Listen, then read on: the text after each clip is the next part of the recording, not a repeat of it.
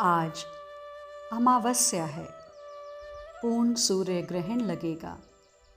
सूतकाल लग चुका है। कुरुक्षेत्र में एक विशाल सरोवर है। इसी सरोवर में स्नान का महत्व है। उस सरोवर के कई घाट हैं। आम प्रजा के लिए अलग घाट है और मुख्य मुख्य घाटों पर राजाओं और व्यापारियों के कब्जे हैं। उनमें किसी को भी स्नान की अनुमति नहीं मिलेगी।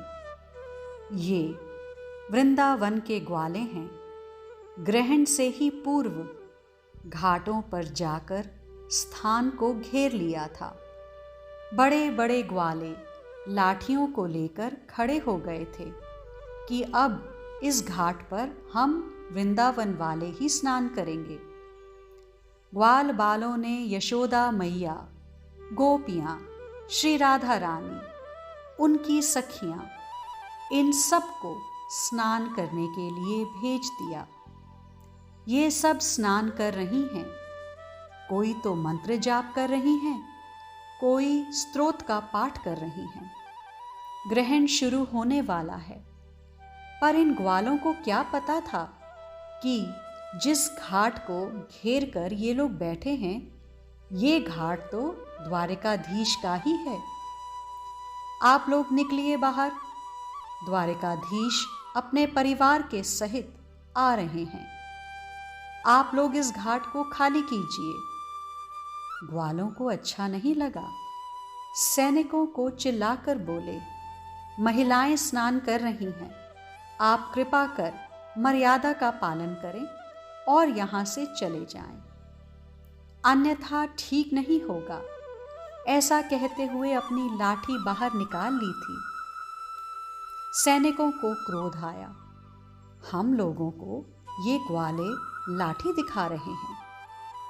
अस्त्र शस्त्र यदि हमने निकाले ना, तो तुम्हारी ये लाठी धरी की धरी रह जाएगी। सैनिकों का क्रोध बढ़ता ही जा रहा था। तभी सामने से द्वारिकाधीश आ गए। ग्वालों को देखा। ग्वाले दौड़े हुए आए और कन्हैया कहते हुए अपने हृदय से लगा लिया। श्री राधा रानी जल में खड़ी थीं। उनका ध्यान गया द्वारिकाधीश की ओर। वो तो अपलक देखती ही रहीं अपने प्यारे श्याम सुंदर को। सैनिकों को रोक दिया द्वारिकाधीश से और स्वयं सरोवर में प्रवेश करने लगे। हे वज्रनाभ, उस समय श्री कृष्ण को कुछ भान नहीं था। लाखों लोग चारों तरफ से देख रहे हैं। इस बात की भी परवाह नहीं थी द्वारकेश को।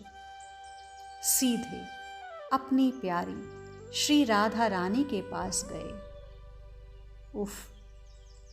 श्री राधा ने जब देखा अपने सामने श्याम सुंदर को, वो तो खिलखिला उठी। आइए रुक्मणी कांत, आइए सत्यभामा के प्राण प्रिय, कैसे हैं आप? इतनी रानियों को संभालना पड़ता है मेरे प्रिय, थक जाते होंगे ना आप। वो उल्लास, वो उमंग जो आपके मुखार विंद में निरंतर दिखाई देती थी, पर इधर ऐसा कुछ दिखाई नहीं देता। थके से, हारे से लग रहे हो। क्या बात है श्याम सुंदर? श्री राधा रानी ने आज सब कुछ कह दिया था। तुम नहीं हो राधे यहाँ, तो कृष्ण में उल्लास और उमंग कहाँ से आएगा? बस इतना ही कहा था श्री कृष्ण ने। श्री राधा तो उस सरोवर में ही मूर्छित हो गईं। ये क्या? श्री कृष्ण ने तुरंत अपनी गोद में लिया श्री राधा को और बाहर आ गए। अष्ट सखियों ने देखा, श्वास बिल्कुल बंद हो चुकी थी श्री राधा रानी की। धड़कनें नहीं चल रही थी। ललिता सखी जू को आवेश आ गया। हे श्याम सुंदर, ये क्या किया आपने? हमारी प्राणेश्वरी श्री राधा को आपने मार दिया। तुम्हारा मंगल हो, हमारी श्री राधा को जीवित कर दो। ललिता सखी क्रोधित हो उठी थी। हे श्याम सुंदर, हम अपनी श्री राधा के साथ वापस वृंदावन जाना चाहती हैं, इसलिए इन्हें आप जीवित करो।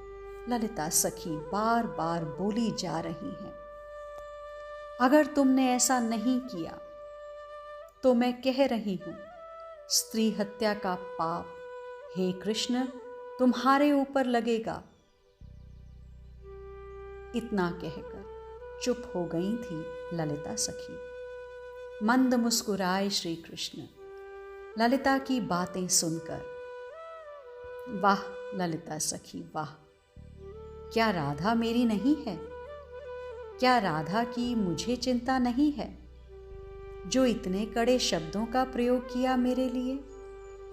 पर कोई बात नहीं, मुझे अच्छा लगा कि स्वामिनी श्री राधा रानी के प्रति आप लोगों का कितना अद्भुत प्रेम है, दिव्य प्रेम है। मुझे अच्छा लगा जानकर। इतना कहते हुए श्री राधा रानी के कान में श्याम सुंदर ने कुछ कहा। सुनते ही श्री राधा उठकर बैठ गई थी। पर विचित्र स्थिति में थी श्री राधा, वो बस रोए जा रही थी। कृष्ण ने समझाया। कृष्ण ने अपनी प्राण प्रिय श्री राधा को बहुत समझाया। लीला है हमारी ये, नित्य धाम तो हमारा निकुंज ही है। हाँ राधे, हमारा दिव्य वृंदावन वही तो है। वहां न संयोग है न वियोग है। एक रस, एक वयस, एक स्थिति, ये जो भी हो रहा है ये सब लीला है। हे राधिके, वैकुंठ में मैं ही नारायण के रूप में विराजता हूँ। गोलोक में द्विभुज रूप से ग्वालों के साथ और मैया यशोदा के अंक में वात्सल्य रस में भींगा रहता हूँ मैं। कुंज निकुंज, नित्य निकुंज, निभृत निकुंज में रस केली हमारी चलती ही रहती है। हम सदा एक रस रहने वाले युगम तत्व हैं, जिसे समझ पाना बड़े बड़े बुद्धिजीवियों के लिए भी असंभव ही होता है। ये सब जो आप देख रही हो संयोग है हमारा, फिर वियोग होगा। ये सब तो लीला का एक भाग है। बाकी मूल रूप से न हमारा कभी बिछुड़ना हुआ था और न ही कभी होगा। मैं पूर्ण ब्रह्म ईश्वर हूँ और तुम मेरी आह्लादनी शक्ति हो। तुम में और मुझ में कोई भेद नहीं है। और हे राधे, जो कोई भेद मानता है वो अपराध करता है, वो अपराध का भागी है। इतना कहकर श्री कृष्ण ने अपनी प्राण प्रिया श्री राधा रानी को रसवर्षण किया। श्री राधा रानी मुस्कुराईं। अब कितना समय और है इस लीला में? श्री राधा रानी ने पूछा था। बस कुछ समय और। इतना कहते हुए अपने हृदय से लगा लिया श्री राधा रानी को श्री कृष्ण ने। तभी राहु ने सूर्य को ग्रस लिया। पूर्ण सूर्य ग्रहण। मध्याह्न में ही रात्रि का भान होने लगा। आकाश में तारे भी टिमटिमाने लगे थे।